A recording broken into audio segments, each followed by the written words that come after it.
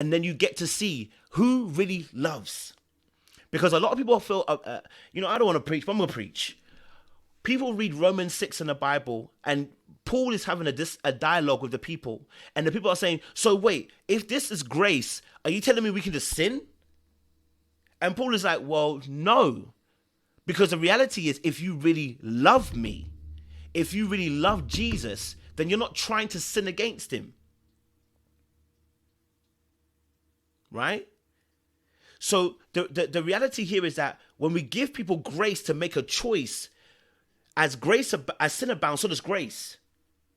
So what you realize is, as people get more choice to do whatever they want to do, yes, marriages will break up more because people choose to do something different, whether it's right or wrong. So is it that is it the fact that Eastern culture has a better principle of marriage? Or is it the fact that there are other nuances that create a different different dynamic when it comes to marriage? You know what I mean?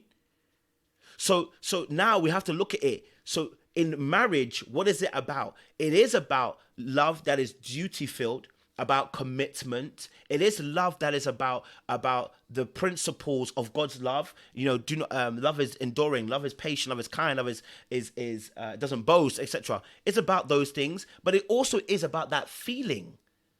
Okay, there is a little bit of there's a feeling in there.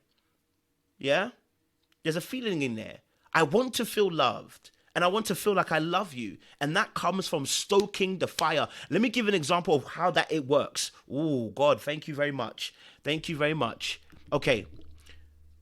In the Bible, it talks about Timothy. It says, Timothy, fan the flames.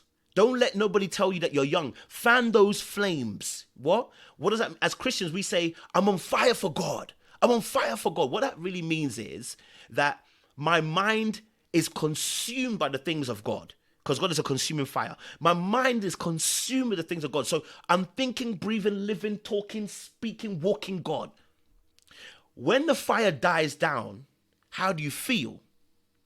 You feel distant from God. You feel like maybe the heavens are not hearing you. You feel like, maybe God doesn't love me. You start asking these questions. But it doesn't change your position in the marriage of God. You're still married with Jesus. You're still married to the Lamb. Okay, but your feeling of love is dictated by what you input into the relationship. Oh God, thank you. Oh, let's preach. I don't want to preach, but let's preach. I know some people they ain't gonna like it, but let's preach. Listen, as a Christian, especially those who are Christians. If you're not a Christian here, yeah, if it is what it is. So as a Christian, when we talk about being on fire for God, right? When you're on fire for God, what it means is you're inputting things into you, and you're feeling that strength, that spiritual strength. You're feeling your spirit overtake, your natural instincts. You're sharp in spirit, and you're sharp in your knowledge and your understanding and your wisdom, because it's being led by the Spirit. Because what you're doing is, as John said, I must decrease so that he may increase. You're decreasing your flesh so your spirit can rise, and you start to feel this fire, right? And you start to move with speed, and you start to move with strength, and it's a different ball game. But then you also remember the times where you don't feel it. That's the equivalent of what we're talking about in a marriage. You want to feel that fire and that passion, and you feel that by what? By feeding into each other, right? You do that by feeding into each other. How do you feed each other? Well, I invest myself into your interests, into your hobbies, into your life goals, into I invest myself into the things you like and dislike. I invest myself into these areas of what you hold to be valuable. And that stokes the fire within the other person. Okay, what's going to make you feel passionate? Okay, you know what? We want to go on dates. Okay, you like to go and explore. All right, I book a holiday. We go on a holiday. Or you like to go on adventures and climb mountains. Okay, do you know what? I don't like mountains, but because you love it, I like it. Let's go.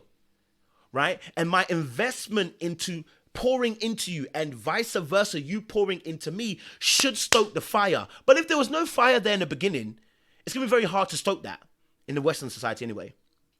Right? So we want to hold two truths. We don't want to be so far left that we are devoid of emotions and we do it based on duty. All right, we don't want to go so far left because that's not biblical either, and we don't want to go far right where it's only emotions, and if I only feel it, then that's what it is. Then you're too far right as well. You have to hold both mindsets, the combination. Okay, we have to hold a combination. We have to hold a good middle line where it combines the two. Yeah. So that's what we're looking for. We're looking for a good combination of the two. So not far left and not far right. I want to feel, but I don't want to be over feeling. I want to be duty filled, but I don't want to be just duty filled that I don't feel. You know what I mean? Then it becomes an obligation.